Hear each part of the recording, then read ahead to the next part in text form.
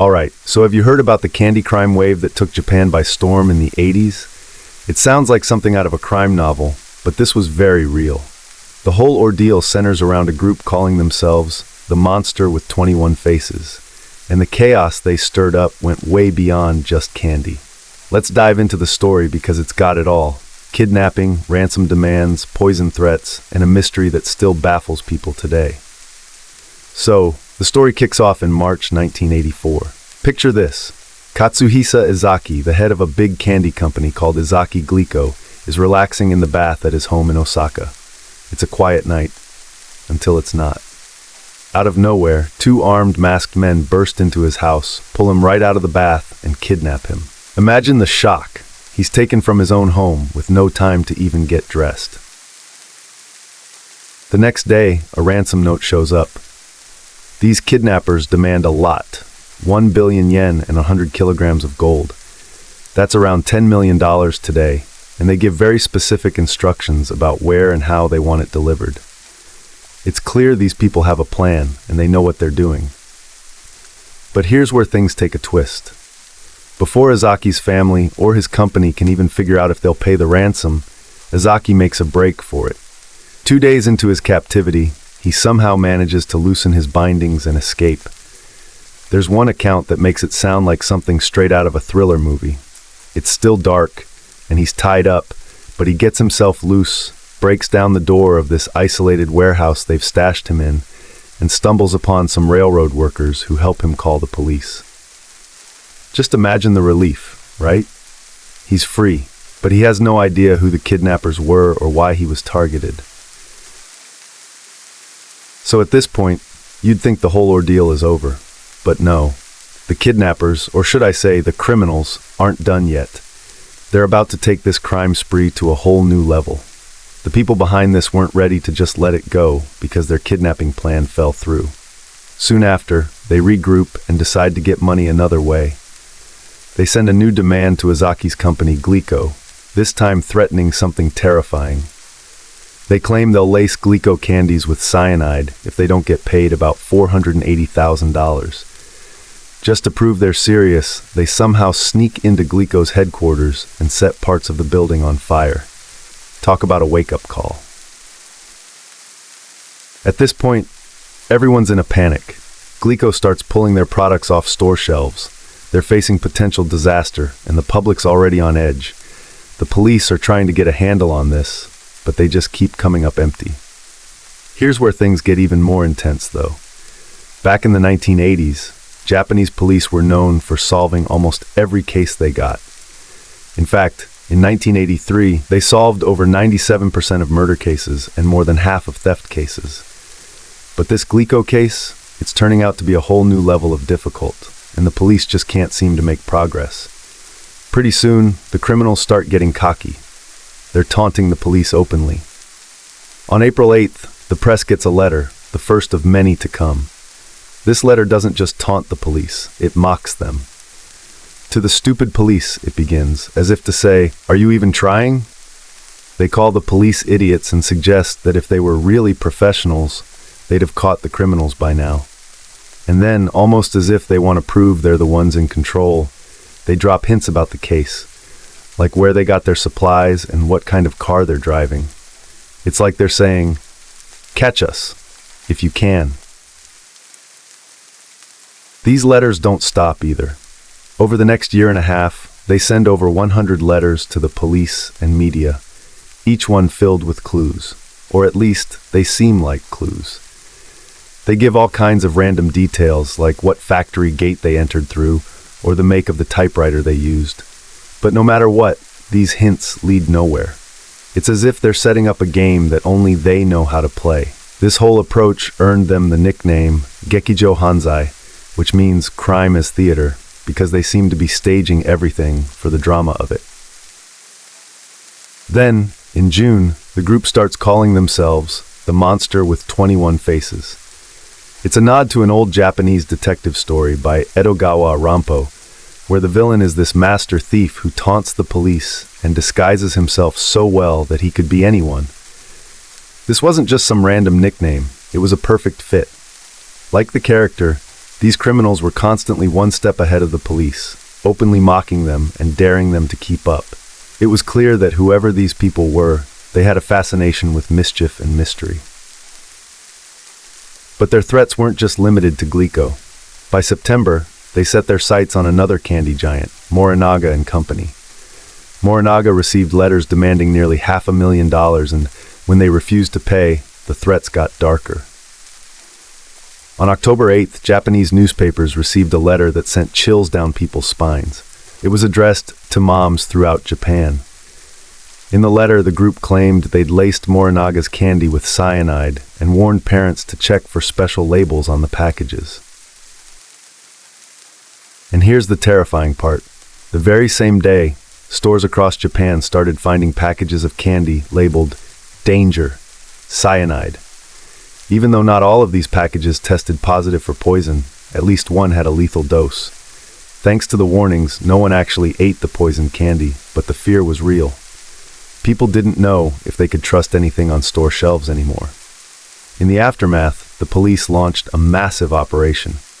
We're talking 40,000 officers stationed in grocery stores across the country, watching and waiting. But despite the numbers, nothing came of it. And it seemed like the monster with 21 faces knew the police's every move. They were just always one step ahead. The police did catch one potential break, though. Surveillance footage from a store on October 7th showed a man with permed hair, glasses, and a baseball cap placing something on a shelf where the poisoned candy was later found. They called him Bideo no Otoko, or Video Man. The footage, however, was grainy and almost unusable, and despite releasing his image to the public, they never tracked him down. Then there's another strange detail. Some phone calls were made by the monster with 21 faces to coordinate ransom drops, and they released recordings of these calls. The twist? The voices in these recordings weren't just some tough guy criminals. They included a woman's voice and even a child's voice giving instructions. At one point, you can hear the child saying to leave the money behind the seat of the bus stop bench. It's creepy to imagine. These faceless criminals aren't just a bunch of thugs. Who are they? A family? A group with kids involved? It only added to the mystery. By early 1985, the monster with 21 faces had harassed 31 food and candy companies, and still, no one had a clue who they were. At times, companies even tried to pay up, but the monster always seemed to know when it was a setup. In one instance, they even mocked the plainclothes officers by calling them out for their shifty eyes and pretending to be businessmen. It was like they were taunting the police just for the fun of it. Then, out of nowhere, it all stopped. On August 12, 1985, the monster with 21 faces sent one final letter saying they were done. Just like that.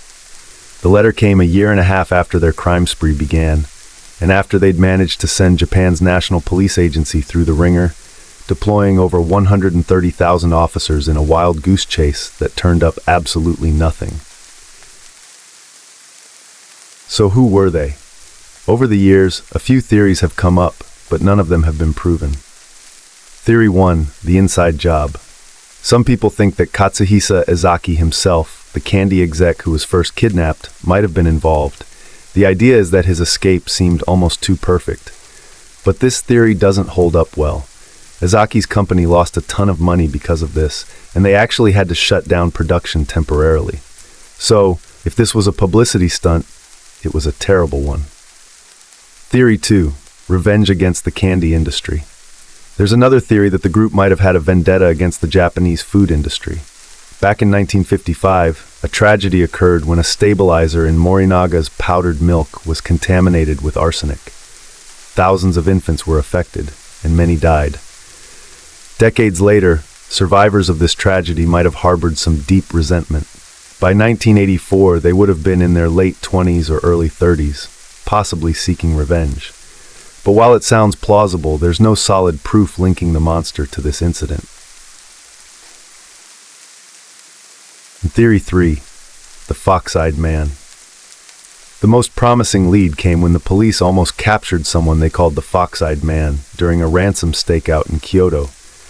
The man got away, but the police found a stolen car he'd been using, complete with a police scanner inside. After they released a sketch, people identified him as Manabu Miyazaki, a known criminal from a Yakuza family. Even Miyazaki's own mother thought the sketch looked just like him. But here's the kicker. Miyazaki had an alibi, and there was no hard evidence to connect him to the case. Years later, Miyazaki even wrote a memoir with that same police sketch on the cover, right after the statute of limitations on the case expired. He admitted to other crimes, but kept quiet on anything related to the monster with 21 faces. And strangely, that book made him about as much money as the monster demanded in ransom. Coincidence? The monster with 21 faces remains a mystery, a shadowy figure in the annals of unsolved crime. Whoever they were, they exposed a vulnerability in Japan's crime-fighting system. This wasn't just about money, it was about control, humiliation, and an insatiable love for the spotlight. They changed Japan's candy industry, drove companies to the edge, and even led to a decline in candy sales nationwide. But despite all this, no one has ever come forward. No one has claimed responsibility, even with the statute of limitations long past. Maybe the monster was an organization, a family, a grudge-holding mastermind. Maybe they were just playing a game. I've often thought it could have been someone in the police force or worked close to them, at least because they were always just one step ahead and seemed to know exactly what the police were doing. One thing's for sure, they knew exactly how to hold a nation's attention and keep people guessing, even decades later.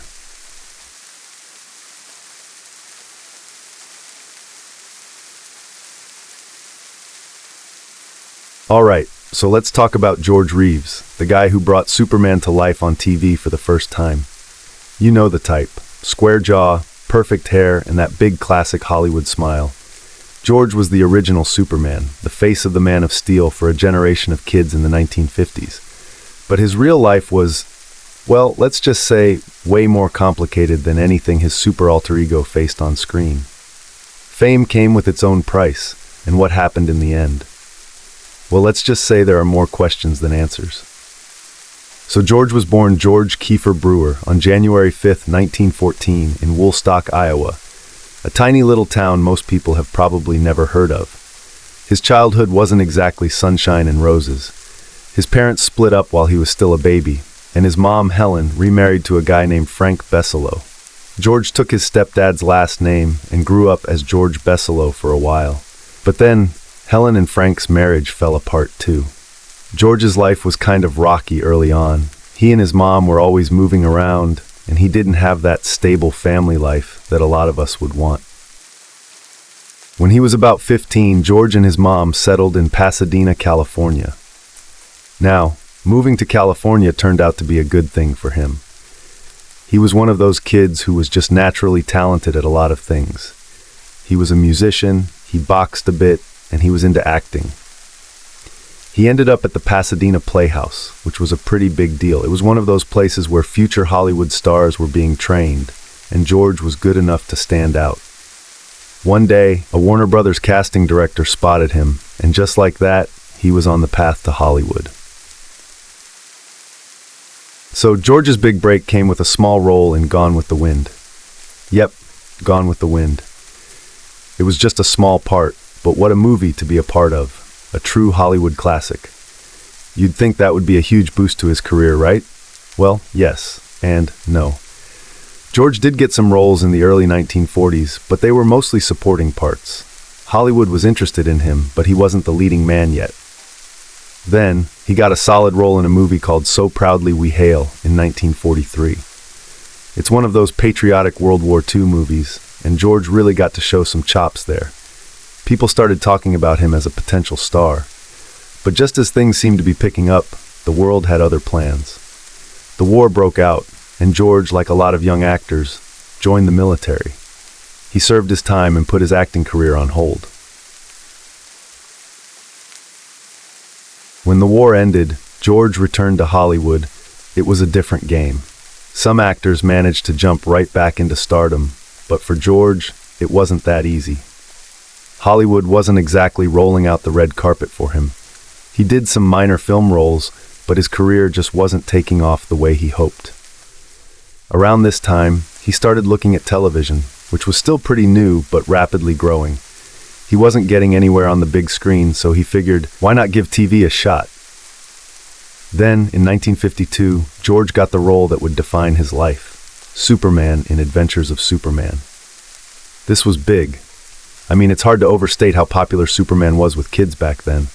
George was suddenly everywhere, flying across screens every week, fighting bad guys, leaping tall buildings, and being, well, Superman. But here's the thing, TV wasn't like it is now. It wasn't nearly as profitable for actors. George was reportedly making something like $200 an episode in the beginning, which was decent money back then, but nowhere near the kind of cash you'd expect for being the face of a household hero. And then there was another issue. He became too famous as Superman. To everyone watching, George wasn't George anymore. He was Superman, the Man of Steel. And because of that, he started having a hard time landing any other roles. Imagine this, you're a trained actor. You want to do all kinds of roles, but now every time you go to an audition, the producers just see Superman. Nobody wanted to hire him for anything else. It wasn't like today, where superhero roles can actually boost an actor's career. Back then, comic books and TV were considered kind of lowbrow, and Hollywood didn't take them seriously. At first, George enjoyed the fame, but it wasn't long before he realized he was trapped. He had to wear that costume for public appearances. And there's this one story that shows how weird things got. During one of these events, a little boy came up to him with a loaded gun. Yeah, a real gun. And wanted to see if bullets really bounced off Superman. George had to think fast, so he told the kid that yes, bullets would bounce off, but they'd ricochet and hit the other people in the crowd. Luckily, the kid believed him and put the gun away. It's kind of funny, but also sad, because it shows how deeply George was tied to this character he couldn't escape. Now, while all this was going on, George had a pretty complicated personal life. He'd been in a serious relationship with a woman named Toni Mannix. And here's where it gets juicy. Toni was married to Eddie Mannix, a powerful fixer for MGM Studios. Eddie Mannix was a guy you didn't want to cross. He handled problems for Hollywood stars, and rumors say he was connected to some pretty dangerous people. Despite being married to Eddie, Toni and George were together for years, and Eddie apparently didn't mind, or at least pretended not to. There were even stories of Eddie joining Toni and George on vacations, bringing his own girlfriend along. It was a strange setup, but George and Toni were genuinely close, and she supported him emotionally and financially. She paid for his car, his house, pretty much his lifestyle. George was very much a kept man. But in the late 1950s, George met Leonore Lemon, a New York socialite with a reputation for her fiery temper. George and Leonore had a whirlwind romance, and soon rumors of an engagement started floating around. This did not go over well with Toni. She was heartbroken, devastated, maybe even a little vengeful. There's even a story that she took George's dog just to hurt him emotionally after the breakup. Now here's where things get really strange. It's June 15, 1959, and George and Leonore are out on the town. They come back to George's house around 11 p.m., and soon after, a few people show up, a writer named Robert Condon and two other guests, William Bliss and Carol Van Ronkel. It's pretty late, and George doesn't seem thrilled about having company. He's tired, probably had a few drinks, and he eventually heads upstairs to bed. Then, not long after, there's a gunshot. Bliss is the one who rushes upstairs and finds George's body. George is lying on his bed, naked, with a gunshot wound to his right temple. There's a gun on the floor between his feet and a bullet hole in the ceiling where the shot went through. It looks like a suicide. Or does it? The police quickly ruled it a suicide. But even right from the start, people had questions. There's actually 3 different theories. So let's look at the suicide theory first. George was struggling with some things. His career was stalled, he was frustrated, and he'd been drinking a lot. Friends say he was in a pretty dark place. And yeah, he was Superman to millions, but inside he felt trapped in a role he'd outgrown. It's easy to imagine him feeling hopeless. But here's the catch. He actually had some new opportunities coming up. Rumors say he was being considered for a part in Hitchcock's Psycho, which could have been a huge break. Then there's Leonore's behavior. Just before George went upstairs, she reportedly told everyone, "He's going to kill himself." Then when they heard the drawer open, she added, "He's getting the gun." It's eerie and kind of suspicious, but when later asked about this by the police, she replied, "I was just joking." Now, I don't know about you, but it seems like a strange thing to joke about, right? Then there's the theory that it was an accidental shooting. Now, this one's a little more out there, but bear with me.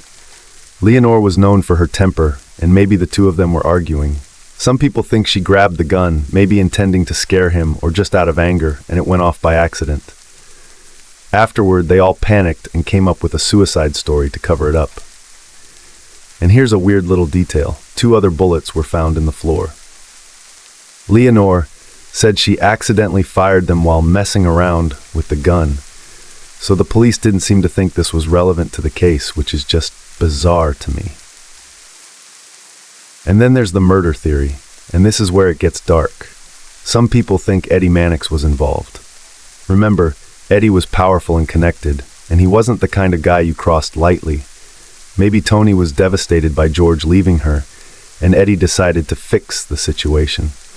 Or maybe Tony arranged it on her own, using Eddie's connections. There's a pretty chilling piece of evidence supporting this theory. Shortly after George's death, Tony called one of his friends and said, "The boy is dead. He's been murdered." And she was serious.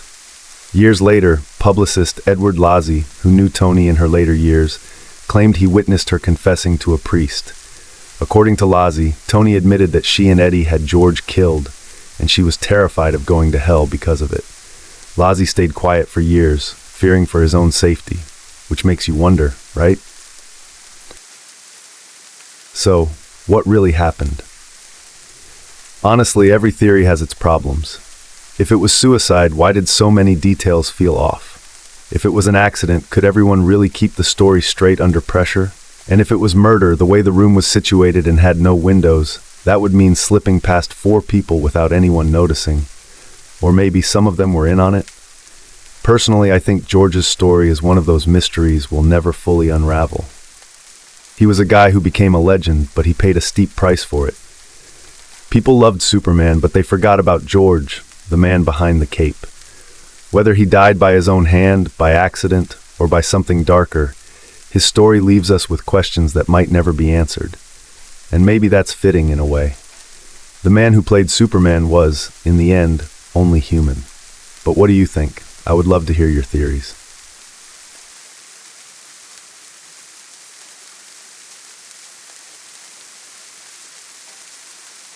So picture this, it's New Orleans, 1918. The city is full of life, music pouring out of clubs, people enjoying that rich southern culture. But then something happens that sends shockwaves through the whole area, a series of brutal murders that come out of nowhere. People start hearing rumors of a mysterious figure breaking into homes at night and attacking sleeping victims. And the tool of choice? An axe. This is the story of the Axeman of New Orleans, a figure who haunted the city and nearby areas for about 18 months, leaving a trail of fear and bodies. It's like something out of a horror movie. The Axeman didn't just strike randomly. He seemed to pick his moments and his methods carefully, and the city was left constantly on edge. So let's break down what happened during that strange and terrifying time. The nightmare begins on May 23, 1918, with the attack on Joseph and Catherine Maggio, a couple living in New Orleans. Joseph and Catherine were attacked while they were sleeping in their bed, and it wasn't just any attack. Whoever did this was brutal. Catherine's throat was cut so deeply she was nearly decapitated, and Joseph was hacked multiple times with an axe. They were discovered by Joseph's brothers, who lived nearby. Can you imagine stumbling upon something like that? What's strange is that there was no forced entry, nothing was stolen, and the only sign of disturbance was a panel knocked out of the kitchen door. Oh, and the murder weapon? Just an axe that belonged to the Maggios, left right there at the scene. And this pattern would become the axeman's calling card.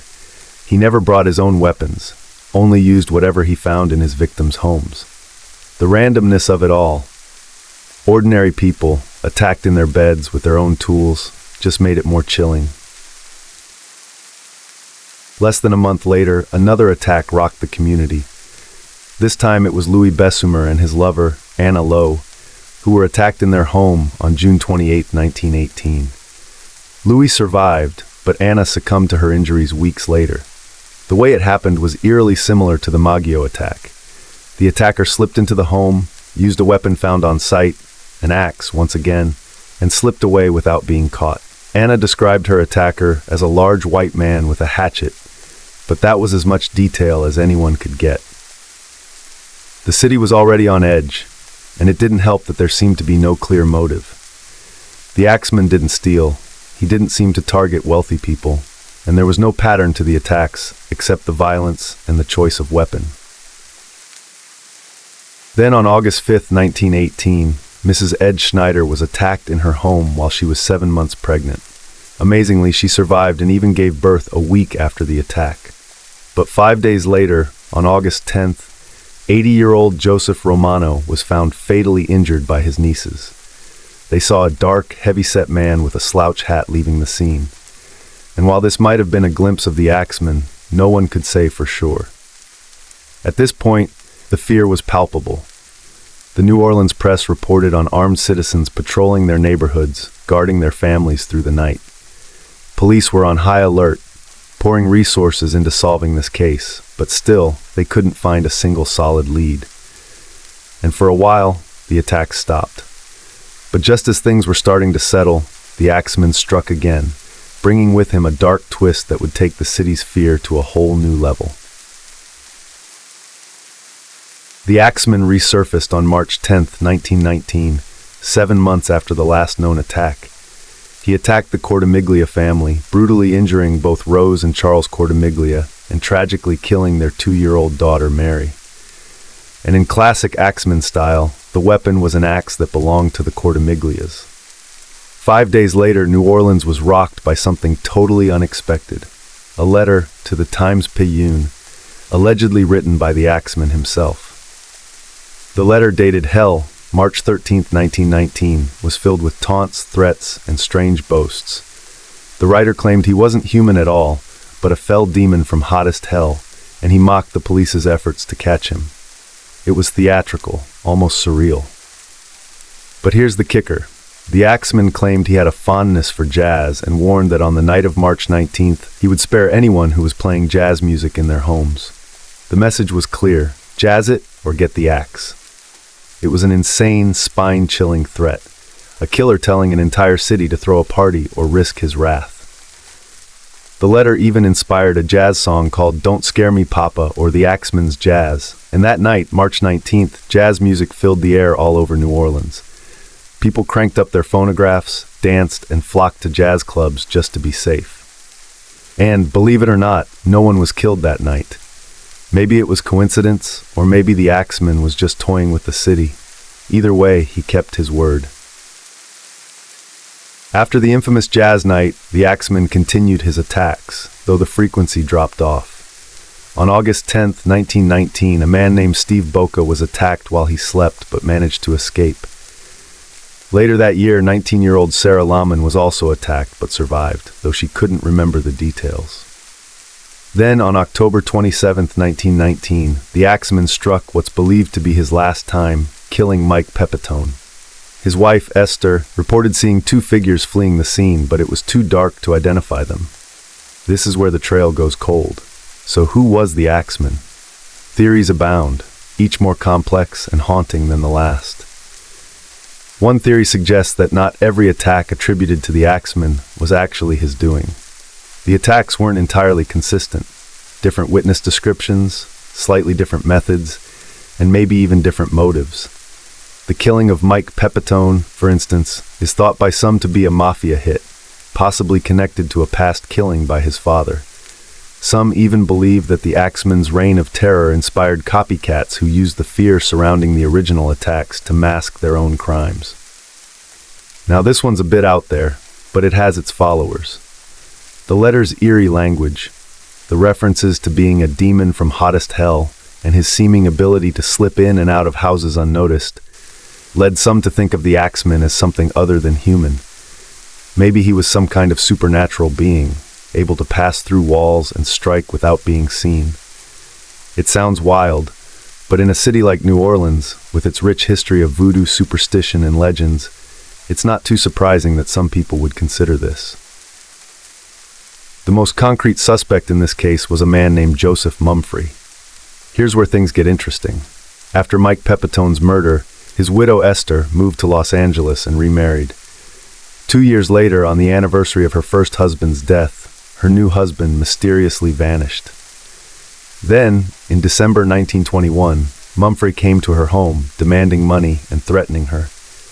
Esther shot him dead in self-defense, claiming that she recognized him as the man she'd seen fleeing her bedroom after her first husband's murder. As it turns out, Mumfre had a history of crime. He'd been involved in a blackmailing gang that preyed on Italians, and most of the Axeman's victims were Italian-American. Plus, police records showed that Mumfre had been in and out of prison for years, with his periods of freedom aligning suspiciously with the Axeman's attacks. It's compelling, but it's also worth noting that Esther initially described seeing 2 men flee the scene when her husband was killed, which raises questions about whether Mumfre acted alone or if there were other accomplices. When you think about it, the Axeman's story reads like a strange blend of urban legend and true crime. There's this mystery about his identity, the brutality of his attacks, and the odd details that just don't add up. Did he enjoy the fear he inspired, or was he driven by some personal vendetta? And why the strange jazz ultimatum? Was he genuinely obsessed with jazz, or was he just playing with the city's mind? To this day, no one knows for sure who the Axeman was. The case remains one of the most famous unsolved mysteries in American crime history, and for good reason. The Axeman was like a living nightmare, and he left New Orleans scarred with questions that will probably never have answers. Theories may come and go, but the fact is, the Axeman did something that few killers manage. He captured the imagination of a city, blending horror with an almost mythical quality. Maybe that's what makes the Axeman so unsettling. He's not just a murderer who slipped through the cracks. He became a story, a boogeyman who lingers in New Orleans' dark history, as elusive and haunting as he was in life.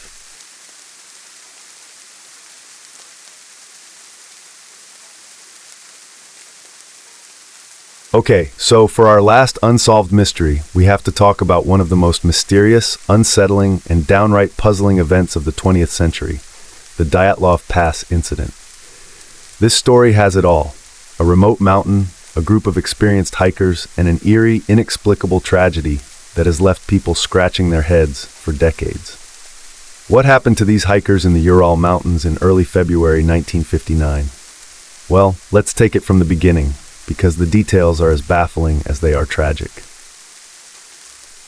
In January 1959, 10 young hikers, mostly students and recent graduates from the Ural Polytechnical Institute, set out on what was supposed to be an exciting winter trek across the Ural Mountains, with Igor Dyatlov, a 23-year-old engineering student, leading the way.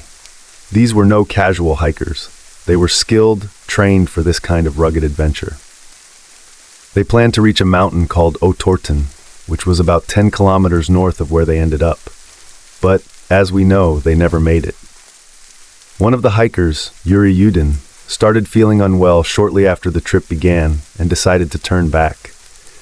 As it turned out, he was the only one who would survive. The others, all 9 of them, would meet their fate on the slopes of a mountain ominously named Kholat Syakhl, which means Dead Mountain, in the language of the indigenous Mansi people. Now, I don't know about you, but if I were setting up camp on a mountain with a name like that, I'd probably be a little uneasy.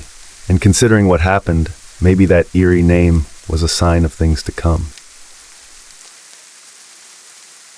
So, February 1st rolls around, and this is the last day anyone knows what the hikers were up to.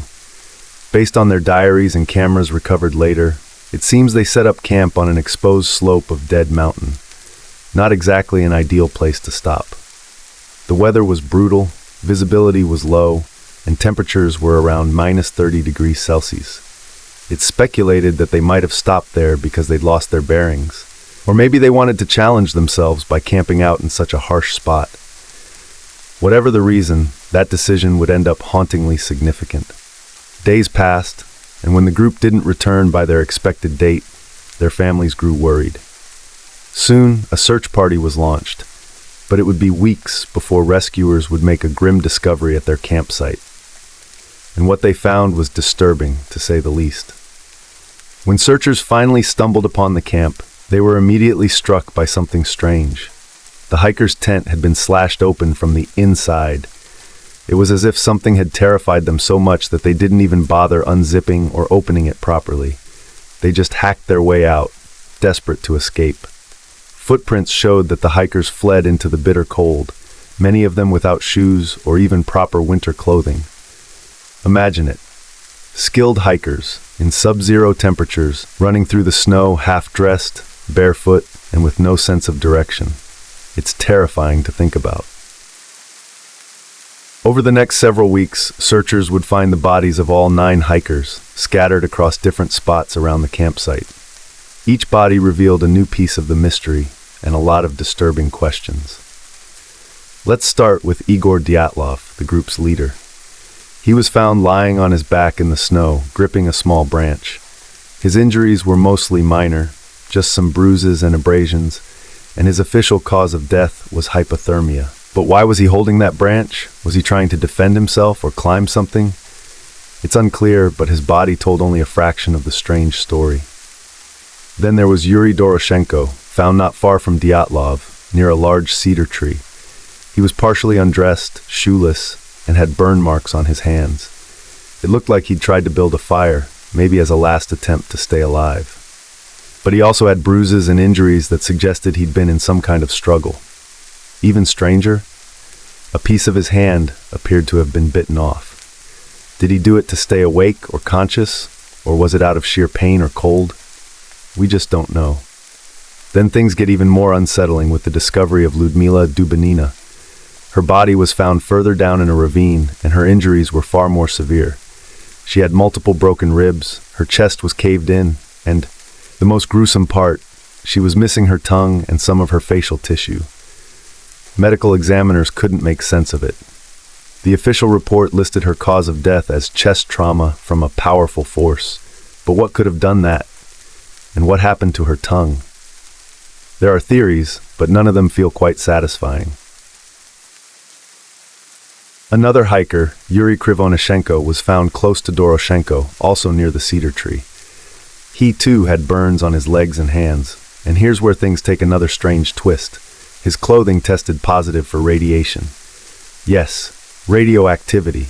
Imagine the shock that must have caused in 1959, in the thick of the Cold War. The radioactive clothes raised all kinds of red flags, and to this day people wonder what the heck that was all about. Other members of the group were found with similar, inexplicable injuries. Alexander Kolovatov had head and neck injuries, including a deep wound on the side of his head. Rustem Slobodin had a fractured skull from what seemed to be a heavy blow, though hypothermia was listed as his cause of death. And then there was Nikolai Shibot-Brignol, whose injuries were so severe they were likened to a car crash. His skull had been crushed in a way that made no sense given where and how he was found. Finally, the oldest of the group, Semyon Zolotaryov, was found alongside Dubinina in the ravine. He had multiple broken ribs and no external injuries to indicate how they were broken. It was as if he'd been hit by an invisible force. When you add up these injuries, it doesn't make sense. Some of them had internal injuries, as if they'd been hit by an incredible force, while others had burns or radiation on their clothes. It was a nightmare scenario, and no one had any answers. Unsurprisingly, the mysterious nature of the incident led to countless theories. At the time, Soviet authorities put out a statement blaming an undefined, compelling natural force. Not exactly specific, right? This vague explanation left everyone wondering, and people started coming up with their own ideas to explain what had really happened on Dead Mountain. Theory 1. An avalanche? One of the more rational theories is that an avalanche caused the hikers to flee. The thinking goes that they heard the rumble of snow coming down and bolted from their tents in a panic. But here's the catch. There was no clear sign of an avalanche. No compacted snow, no path of debris, nothing that would usually be left behind by an avalanche. Plus, the injuries, especially the brutal internal traumas, don't really fit what you'd expect from a typical avalanche incident. 2.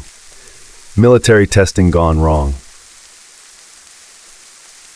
Given the radioactive traces on some of the clothes, another popular theory is that the hikers might have accidentally wandered into a Soviet military testing zone. There were rumors that the military was testing secret weapons in remote areas, and maybe these hikers were caught in the crossfire of some kind of experiment gone wrong. It's a compelling theory, but it doesn't explain all the injuries or the missing tongue. Hash Theory 3. Infrasound-induced panic. Now here's a strange one.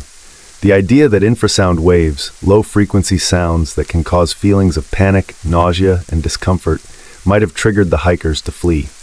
Some scientists believe that certain natural conditions, like high winds around mountains, can produce these infrasound waves. The hikers might have felt an uncontrollable sense of dread or disorientation, causing them to panic and run into the cold. This could explain the bizarre behavior, but again, it doesn't account for the serious injuries. Theory 4. A supernatural or extraterrestrial encounter? Then, of course, we have the more out there theories. Some people believe the hikers encountered something otherworldly, whether a supernatural force, a creature, or even extraterrestrials. The combination of strange injuries, radioactive traces, and the sheer mystery surrounding the incident has fueled speculation that the group might have crossed paths with something beyond human understanding. It's certainly a wild theory, but one that can't be completely dismissed, given the bizarre evidence. Theory 5. Joseph Stalin's secret snowman. And just when you think it can't get stranger, there's even a theory suggesting that the hikers encountered something the Soviets called Stalin's snowmen, creatures supposedly created through secret genetic experiments. The idea sounds like something out of a horror movie, but people bring it up because of the strange injuries and the sheer terror that must have driven them from their tent. The Soviet government's handling of the incident only added to the mystery. Authorities quickly shut down the investigation, sealing files and leaving the public with more questions than answers. For years, the details of the case were hidden away, and it wasn't until recent decades that some documents were declassified. Even so, many people believe that we still don't know everything. That perhaps there's more lurking in those mountains than we're ever going to be told. The case was reopened in 2019, and in 2020, Russian officials declared that an avalanche was the most likely cause. But this conclusion didn't sit well with a lot of people. After all, how does an avalanche explain missing tongues, radiation, and the kind of forceful injuries more like those from a car crash than a snowslide? To this day, the Dyatlov Pass incident remains one of the world's most haunting and perplexing unsolved mysteries. How did a group of experienced hikers end up dead in such strange circumstances? Each theory raises as many questions as it answers, and as much as we try to piece together what happened on Dead Mountain, something about it just defies logic. Maybe it was a tragic accident, or maybe they encountered something that no one can explain. Whatever it was, the memory of those 9 hikers endures, frozen in time, a chilling reminder of the unknown and the terror it can bring. And this concludes our Unsolved Mysteries for today. I hope you enjoyed these stories. Please feel free to leave your thoughts in the comments. Would love to hear from you and your theories. If you like the stories, please don't be afraid to hit that subscribe button, the more the merrier. But to really help push these videos out, I would love you to hit the like button. That helps me out a lot. Good night, and until next time, sleep tight.